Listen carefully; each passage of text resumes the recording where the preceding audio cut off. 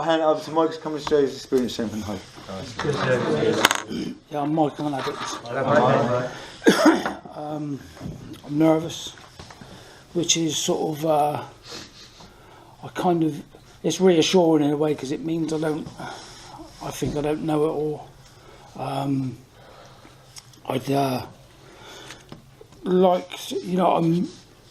My message is, I'm 12 years clean. Go on, Mike. Yeah, I'm 12 years clean, but, and I'd like to say it's all roses and I'm the happiest I've ever been, but I'm not. It's not. It's been quite I'm in sort of rocky times at the moment. It's not been easy, but that's just my journey. That's sort of where it's at for me. This going through the process of these steps and the self-discovery and the self-investigation. It's bringing up stuff, 6 and 7 stuff that I wasn't aware of, and they've been sort of I'm in a bit of a crisis around that sort of stuff. My experience is, I'd like to sort of, having a spiritual experience. It's been it hasn't been an overnight thing to me. I'm quite envious of of that sort of thing. But it's been quite a slow. This stuff found me. I didn't find it. I wasn't clever enough to find it.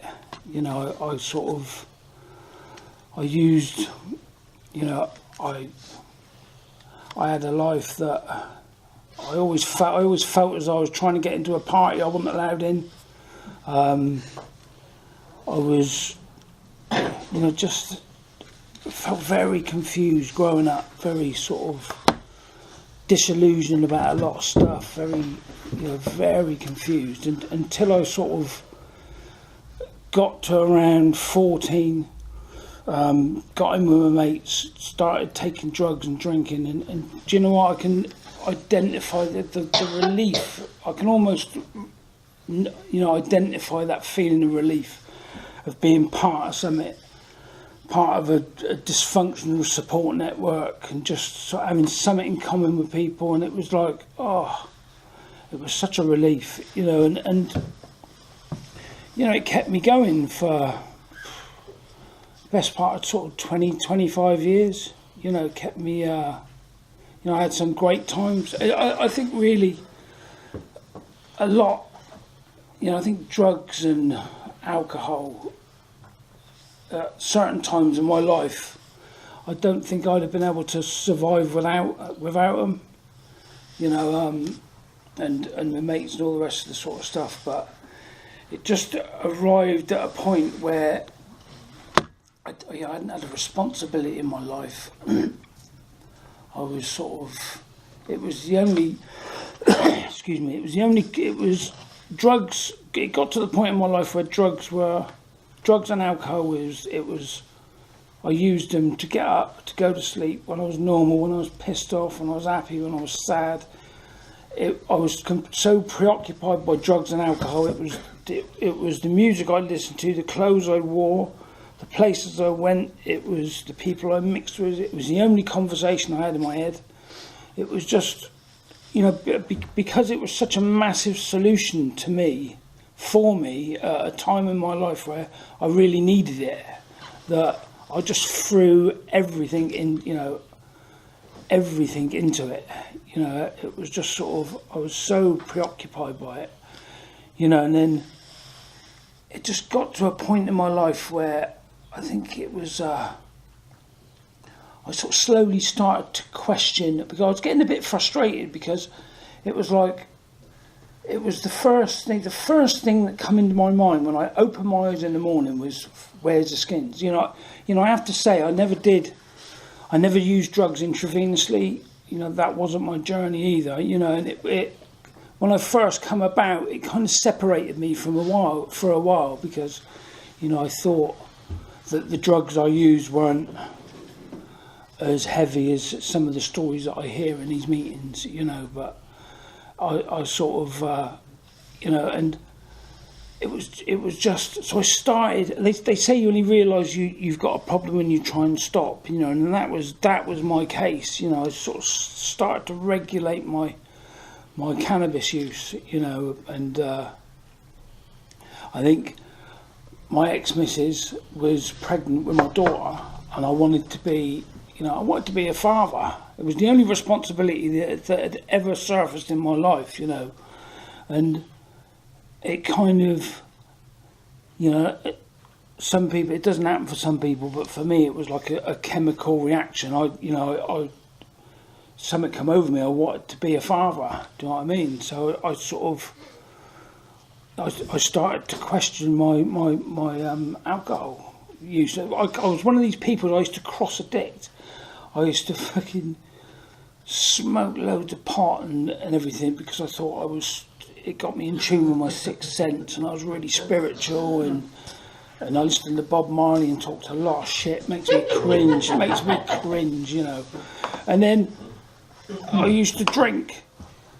When I had too much when I was giving it too much thought through the cannabis, I used to drink, because the only thing I used to think about when I was on the piss was women, money, and more booze, you know. So I was strangely cross-addicted between the two, you know. So, but the alcohol was my destructive thing. I was just such an idiot on alcohol, and I started to come to meetings.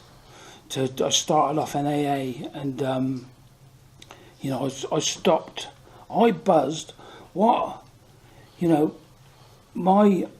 buzzed off of is when I went to my first meeting, it was like I thought I was the only person that thought the way I did, you know. And I suddenly arrived in this room, and there was people in that room from all different. I was a ragass, you know.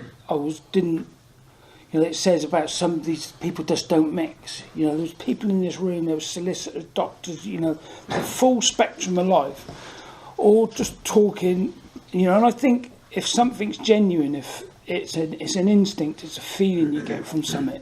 And I just got that feeling in that room, you know. It was just a sort of people talking the language of the heart, you know, speaking sort of from the heart. And that's what kept me coming back. You know, I'd never been in an environment before that in my life. You know, I was just always in a position where I couldn't really be myself. You know, and I was always trying to be something that I wasn't, which was always going to be a problem. Always trying to live up to somebody else's ideals. You know, and it just kept me coming back. And I stopped drinking. You know, and I was going to.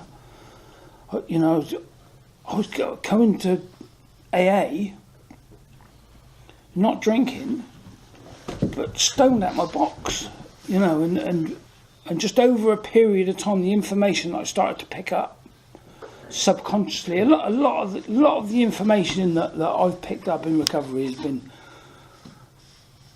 against. You know, it's happened without my consent. It's just slowly seeped into my consciousness. You know what I mean? It's happened subconsciously, and just after a period of time of going to AA, the drugs that I was taking stopped working. You know, and they were my best friend. You know, they were my only friend, and it was like it was such a scary time, because you know, what I was smoking it for. It was making me psychotic and making things worse. Do you know what I mean? And it was really scary, you know. And so I then went to an NA meeting, and I really thought I'd never give up drugs, you know, which just wouldn't be possible. And if I did, life would be, you know, I'd suddenly be this responsible parent and this responsible person. But you know, like a lot of stuff in recovery, a lot of paradoxes in recovery, that it's giving up the drugs were the easy part, life without them was the hard part. You know, that was what I found. But anyway, that's just what I said. I mean, I'm not. I am aware of the format in the big book where you go through the steps quickly. You have a spiritual experience, and you build on that. But that just, I can only speak of my experience. That wasn't my experience. I messed about a lot. It was very. When I came in, I'd had somebody else's impression of God imposed upon me, quite heavily and quite forcefully, and it took me a long time before I could get a relationship with a power greater than me, and that sort of, it was.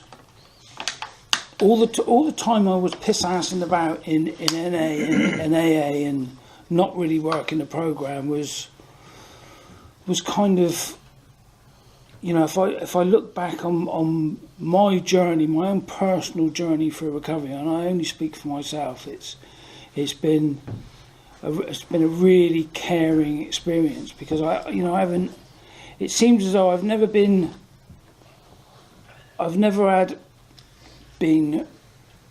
what's the word for it? Been presented with anything, unless my loving higher power, which has thought I was ready to digest it and take it on board, and it's been.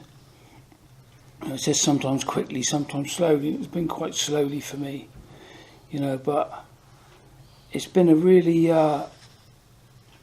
It's been a really loving experience. When I look back on it, it scares me. It spooks me out a little bit, because it's been, it feels as though somebody's been looking out for me, or something, or whatever it is. I haven't got a clue what it is. I can tell you that now. I think it's probably, just personally, I think it's probably more conceited to think you know what that power is than to think there isn't one at all. That's just my own personal sort of thing. But my journey was I then put together. I think I was 6 years sober. I was nearly 3 years abstinent, and I picked up gambling well, it wasn't really recovery, but I picked up gambling, and that became really acute, probably more acute than any drug or alcohol use I had, and well, the inevitable happened really, and I relapsed, got into treatment by, I like saying grace of God, but by the grace of God, whatever that is, got into treatment, met some lovely people in treatment, started to sort of, where it happened to me was there was like a big book discussion meeting, an audio thing. I'm one of these people that don't learn by reading and by learning. I learn, I think it's called kinesthetically. I learn by, act by doing things, and it was a big book audio discussion book meeting, and it all started to come alive for me. The words started to turn into pictures, and I haven't looked back since really. I'm not sort of it's about this has been a deeply spiritual experience for me, my recovery. It's been, God is doing for me what I could never do for myself. It's the only thing that this found me. I was so lucky. You know what I mean? This has been the only thing I could really, after having somebody else's impression of God beaten upon me, this has been the only thing I could have believed in. Really, it's just sort of, it seems as all religions and that kind of thing, they have too many strings attached for me. But this stuff sets you free. It set me free. It means I can sort of, there's no strings to it, just helping other people. It's been the only thing that that could have worked for me, you know, and my concept of, you know, it says in the book about it's the main, you know, meetings won't keep me clean, sponsors won't, nobody keep me clean. It has to become from a reliance in a power greater than me, and it says it in the book about it being, the purpose of the book is to get you in touch with that power, you know. But for me, that power was after me, you know, when I come in, and it was after me, and it took me a long time to develop a relationship with that power to help me, you know. And it started in treatment where it said, what would you like your higher power to be like, you know, and I was going, well, I'd like him to have a sense of humour, and I'd like him not to sort of fall for, you know, because I tell people what they want to hear, and that's my greatest form of manipulation, and then I just function in behind getting my own way, you know. So what I wrote down in that piece of work was how my higher powers manifested in my life, you know. I'm not doing anything unless I can have a laugh doing it, you know. I know that this is serious stuff. My concept, or what I mean, if you said the word God to 1,000 different people, it'd bring up a different image to every one of them, you know. But my concept of my higher power has changed so many times since I've been in recovery, you know. And it may change again, you know, but I think where it is now is I just sort of, you know, because I always, you know, I'm only speaking for me, I always struggle with it like a deity, a godhead, or, you know, it's always sort of, you know, I believed it because there was loads of presents on the end of it at Christmas. Do you know what I mean? But I always sort of, and I always struggled with, you know, because I do feel as though I have a conscious contact with that power sometimes, mate. I prayed to prove it didn't work, and it worked. Do you know what I mean? And sometimes I feel as though I have a conscious contact with that, and I feel a bit like, leave it out, mate. You know, how can you sort of? It just feels a little bit conceited that I've got a direct line to that power. Do you know what I mean? But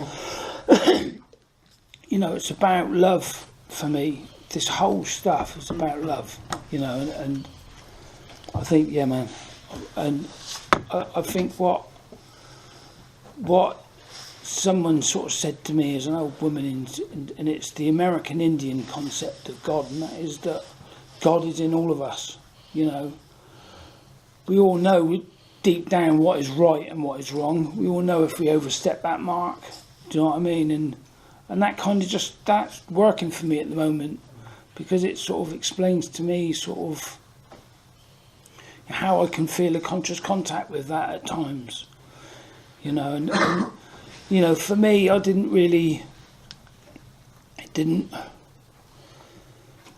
paid it lip service really because it was convenient, but I didn't really,